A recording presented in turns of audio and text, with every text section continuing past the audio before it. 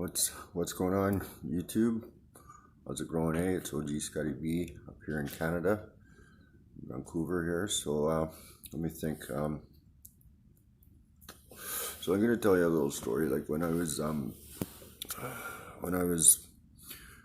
guess I must have been around 18, 19. Like I said, I told you my first house I moved into was a mess. It was a fire.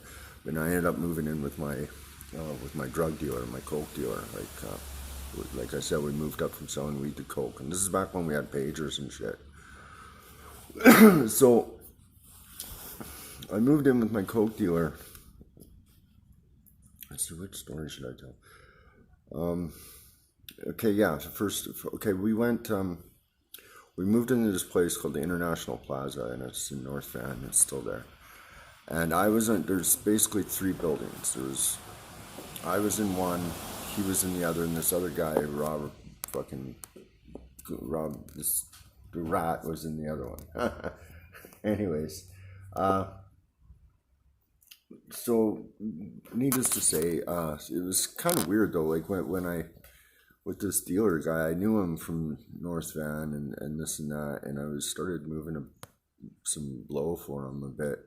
And I remember once he used to be like a creature habit. He'd always go to the same restaurants all the time. So one day we showed up at the restaurant and he was like, so blah blah blah, and he found out that I was in between, like,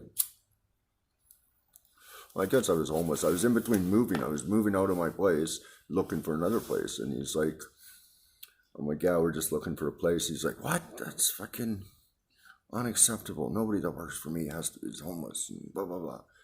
So and this guy, we called him the Jew, and because he was Jewish, but he looked like an old Jewish guy. He had the glasses, the beard, and it's just.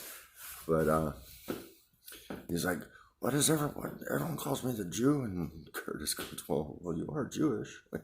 He was like, that was his nickname, and whatever. We just called him that, like in old gangster movies. They called whatever that guy. Anyways, so we're living in this place in the plaza, and we're selling dope out of there. And basically, Dave was he was the re-up guy, and me and this other guy were basically like, we sold grams, half grams, 8 balls, that type of thing. And so this Robert Glenn kid got raided and busted selling something, so he ratted out Dave. So Dave got raided in the plaza, but he was still, how did this work? Okay, he got raided, but since he was still allowed in there, because it hadn't gone to court or whatever, so for whatever reason he still was allowed to stay there. And so what we did was we moved all like the weight into my building, and so it was kind of funny because he's on like a time restriction or whatever. Like he had to be in his house at 11 o'clock or whatever. And so this one day he comes over and we're partying and just like smoking weed. He used to smoke a lot of weed, this guy. He was funny like that. He was so fucking particular, man. He would only smoke his cigarettes like about 4 drags, and then he'd put it out. And then he'd get me to go get him weed. This is when Kush was just coming out, right? Like we'd be looking for all these different Kush strains, and if he liked it, he'd keep it. If not, I'd end up buying it off him for under the price. It's just like I always had this endless amount of weed because he was just fucking weird that way, just particular. He's just typical. Anyways, so we're smoking weed and everything at the apartment, and we get a phone call, and the cops come in, and when you open the door, we had I don't know, maybe it wasn't a whole lot, maybe a half a pound, a quarter pound, or half a pound of blow up in the light, and I drank back then, and I had a whole bunch of empties in the closet with scales, baggies, baking soda, fucking cut, whatever, glucose, and we had a bunch of weed in the freezer. And so the cops come to the door and they see Dave, and it's like they literally open the door and they're looking like right at the dope, but it was in the light, but we just didn't have the light turned on and a bulb in there. And so the cop is like, he comes to me, he's like, well, and this is before weed was legal. This is still when you could go to jail for weed. So it's not like it was nothing back then. It was kind of funny how it's legal now, but it's not. But anyway, so this this cop starts asking me like, oh, blah blah blah, like what's going on? And I'm just like, well, listen, dude, I work. I'm a lifty. I work up at Cypress on the chairlift, and I don't drink. I'm a ski bum type of guy. Like I played off that sort of deal. I always kind of look like I do, and look like I look like I smoke weed. I know that. So it's so I just kind of was playing that off. Are you fucking kidding me? I was just kind of playing that off to him, and we got away with it. It was it's kind of funny. The cops they said, okay, well, just tell your friend to get back to his apartment, because they checked out our names and that. But they didn't come in the apartment, and like we had lines on the table, and wrote like all the guy had to do is literally take 2 more steps into that fucking building, and we would have been off to jail for sure. So that's just kind of a funny story. And then the other guy ratted us out, so that's why Dave got busted in the first place. So eventually we moved up to this other building up above Westview by the Upper Levels Highway there, in this little it's like kind of like one of those fucking townhouse complex things. It's got you got a pool, and they're like 4-bedroom sort of townhouse thing. Anyways, we moved into there this time, and this rock band lived next door to us. They're called Hard Luck. And they're a good rock band, but it is your typical like 80s rock band, man. They look like Motley Crue, kind of all their hair like that and shit. And I remember that week, and during that week, there was this guy, David Allen Snow, his name was, and he was, you can look this up. This guy was camped out right on Westview, and he was going to this video store and that, where I was actually dating the girl that worked at the video store, and he actually took one of these girls, and he fucking had a couple of them in his camp, where they're now houses, but it was just across the highway. So I'm selling coke in this fucking townhouse. Well, this other fucking David Allen Snow guy, you can look him up, is fucking doing shit to chicks and kidnapping them, and that fucking 500 feet away. No, maybe 1,000 feet away from, no, maybe like 2,000 feet away. It was from where we were. And we were getting watched by the cops, so we had the North Van drug squad on us.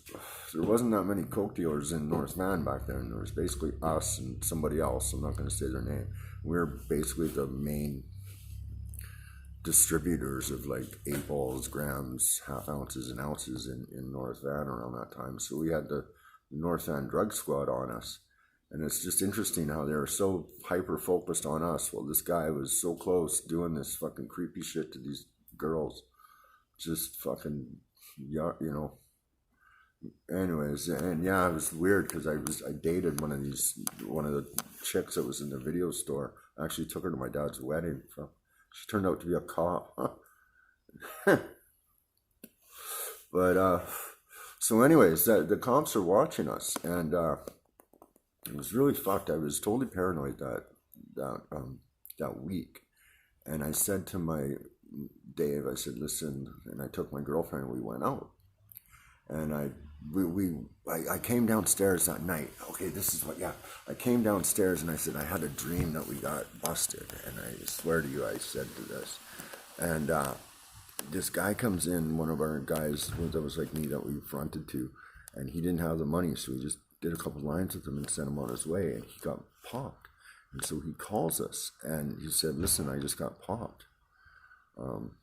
they're obviously onto. So we moved everything next door to the rock band's house, and we just had a bin. So then I took my girlfriend out, and we went out, and I took just a bit of personal and a couple packages for sale, and I dropped those off, and then I'm like, I gotta go. It's like I had this total gut feeling, man. I swear, it was fucked up.